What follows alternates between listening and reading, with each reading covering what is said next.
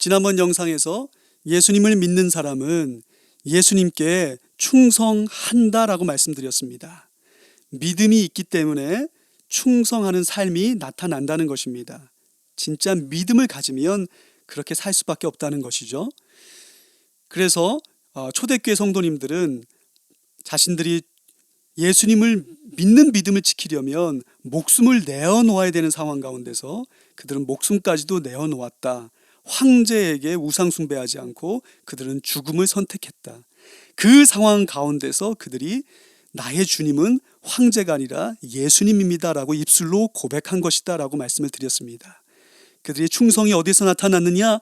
바로 예수님을 진짜로 믿기 때문에, 내 삶의 희망과 소망은 예수님뿐이라는 것을 믿기 때문에 그들이 자신의 인생을 걸었다라는 것을 말씀을 드렸습니다. 오늘은 주님이 맡겨주신 사명에 대한 충성에 대해서 말씀을 드리고자 합니다. 예수님은 마태복음 25장 14절 이하의 달란트 비유에서 이렇게 말씀하십니다. 주인이 종들에게 5달란트, 2달란트, 1달란트를 맡기고 멀리 떠났습니다. 주인이 돌아와서 셈을 하는데 5달란트 맡긴 종은 5달란트를 남기고 2달란트 맡긴 종은 2달란트를 남겼습니다. 그들은 주인에게 칭찬을 받았죠. 그런데 1달란트 맡긴 종만 아무런 열매도 맺지 못했습니다. 왜 아무런 열매도 맺지 못했습니까? 성경에 분명하게 말씀하시는 것은 그 받은 달란트를 땅에 묻어두었다 이렇게 표현하고 있습니다. 그리고 그 종이 주인에게 이렇게 변명합니다. 주님은 너무 무서우신 분이라 내가 달란트를 땅에 묻어두었습니다 이렇게 변명하고 있어요. 그때 그 주님이 뭐라고 말씀하십니까? 그 변명을 받아들이지 않으세요. 열매 맺지 못한 종을 쫓아내라라고 말씀하세요.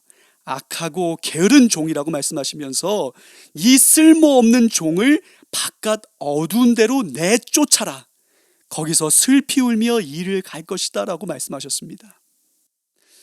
우리가 이 말씀을 보며 어떻게 보면 참 두려움이 생깁니다.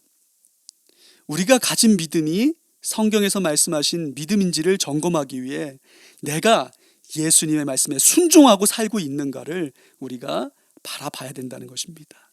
그렇기 때문에 내 삶의 충성이 나타나고 있는가? 주님께서 맡겨주신 그 달란트를 내가 주님의 나라를 위해 사용하고 있는가? 아니면 내가 주님과 관계없이 나만을 위해 살고 있는가? 내가 원하는 삶을 살고 있는가? 내 인생의 주인이 나인가? 예수님인가를 점검해 봐야 된다는 것입니다. 1달란트 맡겨진 사람도 예수님을 5달란트나 2달란트 맡겨진 사람하고 똑같이 주님이라고 불렀어요. 그렇지만 실제로는 삶에서 예수님이 주님이 되지 못했죠. 예수님이 원하시는 삶, 순종하는 삶, 그렇기 때문에 충성의 열매가 맺어지는 삶이 아니라 예수님이 맡겨주신 달란트를 땅에 묻어두며 그렇게 살아갔다는 것입니다. 성경에서 이렇게 말씀하시죠. 믿는 사람은 자신의 정욕과 욕망을 십자가에 못 박고 사는 사람이다. 십자가에서 예수님과 함께 죽고 예수님과 함께 살아가는 사람이다. 그런데 그렇게 살지 못하기 때문에 아무런 열매를 맺지 못한다는 것이죠. 정말로 예수님 안에 거하는 삶이 아니기 때문에 달란트를 땅에 묻어두고 사는 삶이라는 것입니다. 성경에서는 먼저 그 나라와 그의 의를 구하라. 그리하면 이 모든 것을 너에게 더하겠다 말씀하셨는데 왜 그렇게 살지 못합니까? 그것은 예수님을 만나지 못했거나 아니면 예수님과의 관계가 너무 멀어져서 내가 믿음을 잃어버릴 지경에 이르렀거나 그러면 예수님을 위해 살지 못합니다. 여러분, 성경에서는 분명히 믿음으로 천국에 가고 믿음이 없으면 지옥에 간다라고 말씀해 주셨어요. 그런데 달란트 비유에서 종이 쫓겨난 이유는 여러분 충성의 문제였습니다. 아무런 열매 맺지 못한 달란트를 땅에 묻어두고 산 그 종에게 이 잔치에 참여치 못하고 너는 밖에서 슬피 울며 이를 갈 것이다 라고 말씀하셨어요.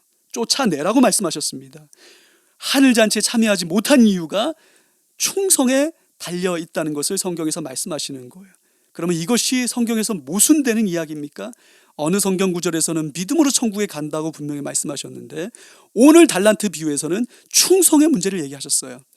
그것은 모순된 이야기가 아니라 성경에서는 믿음을 가진 사람, 정말 예수님을 만나 거듭나 예수님을 바라보고 십자가를 바라보고 십자가의 길을 걷는, 좁은 길을 걷는 사람이 어떠한 삶의 모습을 나타내는가를 말씀해 주시는 겁니다.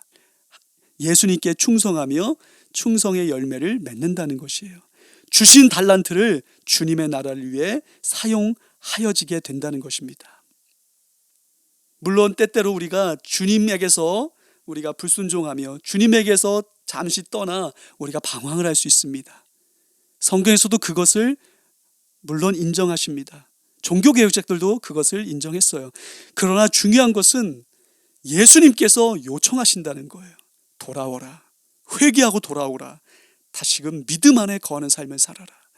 주님 바라보고 살고 십자가의 길을 걸어라고 예수님께서 끊임없이 요청하실 때 그 요청을 계속해서 거절한다면 버림받은 유대인들에게 하나님의 회개를 요청하실 때 그들이 하나님의 그런 회개 요청을 거부했지 않습니까?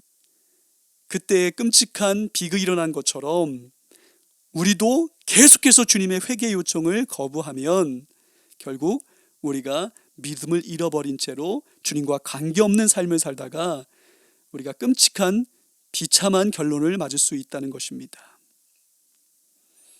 지난번 영상에서 죽도록 충성하라, 이겨라, 내가 생명의 면류관을 주겠다. 결국 믿는 사람은 어떤 고난에도 어떤 유혹에도 꿋꿋이 예수님을 따라가는 사람이다 라고 말씀드렸습니다. 넘어져도 다시 일어나 주님을 따라가는 사람입니다. 그리고 오늘 영상에서는 주님이 맡겨주신 달란트를 주님을 위해 사용하며 하나님 나라를 구하는 사람, 천국을 바라보며 사는 사람, 이 땅에 소망을 두고 살지 않는 사람, 그 사람이 믿음을 가진 사람이다 라고 말씀해 주시는 것입니다. 우리가 오늘 이 시간 내가 성경에서 말씀하신 그 믿음을 가지고 주님 안에 거하며 십자가 바라보며 십자가의 길을 걷는 삶을 살고 있는가? 아니면 어떤 내 신앙이 변질되어서 예수님을 멀리 떠나 살고 있는가?